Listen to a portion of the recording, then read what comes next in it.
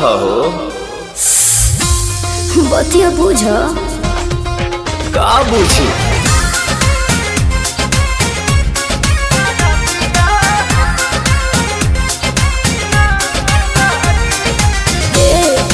का हो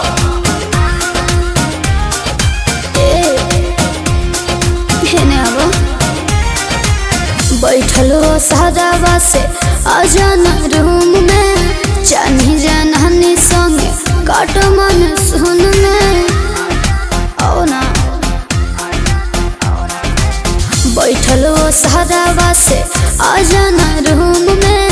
चानी जानहानी संगे काट मन सुन में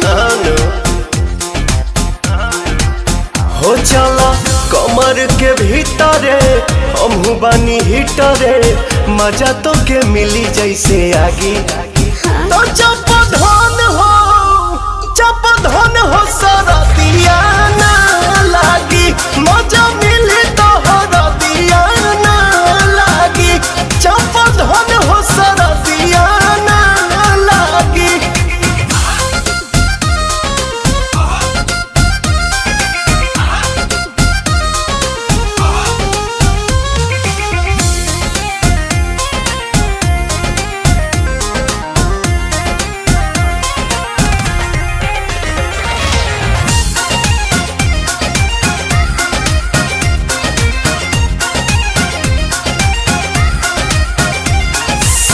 अब भगा द जरैया के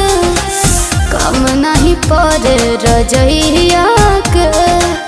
हवा पतवार भतर तू हमार बन जाके बहिया तो नैया के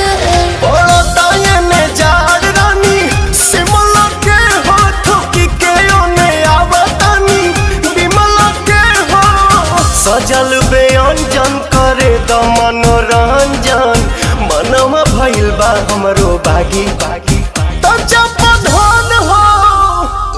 धन हो सारा दिया ना लागी मजा मिली तो हरा दिया ना लागी जब धन हो सारा दिया ना लागी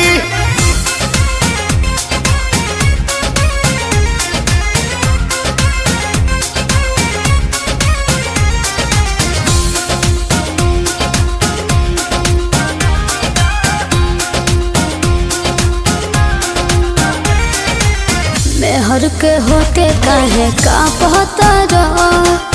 देह कठुआइल खाली भापता रहा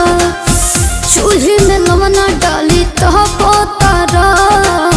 बानी बोलावत तो सारा पता रहा खोली के होने फेंक देनी इनरिया जानू पलंगिए पहोइयो जी दिनरिया जानू पीला प्रेम रस गोरी कोरवे में कस गोरी कहबे नु भाग धनी जागी तो जब धन हो सारा दिया ना